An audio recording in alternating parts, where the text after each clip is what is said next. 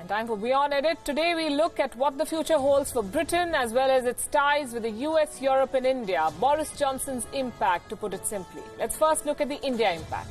When Boris Johnson was the Foreign Secretary, he prioritised a free trade pact with India. Once Britain exits the European Union, the emphasis on that free trade deal is likely to intensify. Johnson's former wife was an Indian. His brother was India correspondent for the Financial Times 12 years ago.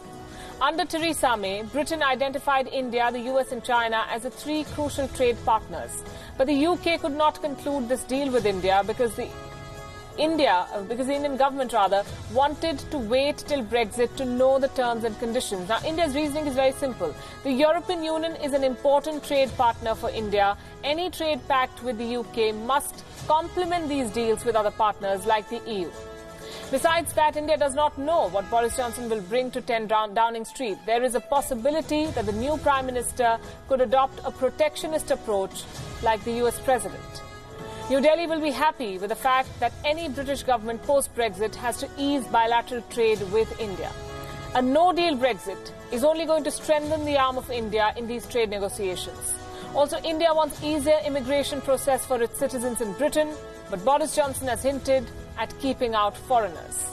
India could play its hand carefully. After all, India is the third largest investor in Britain. Indian firms have created more than 110,000 jobs in the UK. If Boris Johnson follows a protectionist approach, India can move operations of its companies out of the UK to other EU countries like the Netherlands, and that is going to be the bargaining chip. And the implications will be clear after Brexit. The bigger problem, though, for Boris Johnson will be to manage ties with the US. A trade relationship with the US is a major aspect, but Johnson should be wary of Trump's love for tariffs. Though Trump likens Johnson to be his British version, he's unlikely to budge on trade. Like the European Union, Britain runs a trade deficit with the US. After Brexit, it will be Johnson's job to ensure a smooth transition, and Donald Trump could disrupt that transition with taxes. There's another problem. Johnson should ensure that the US does not force the hand of the UK on foreign policy or defense. The tension in Iran is escalating by the day, and the US and the UK have both been involved in this. Besides, the recent sacking of the UK's ambassador to the US, Kim Darroch, sent a wrong signal. Boris Johnson is going to have to rectify that and ensure that he is the authority in the UK.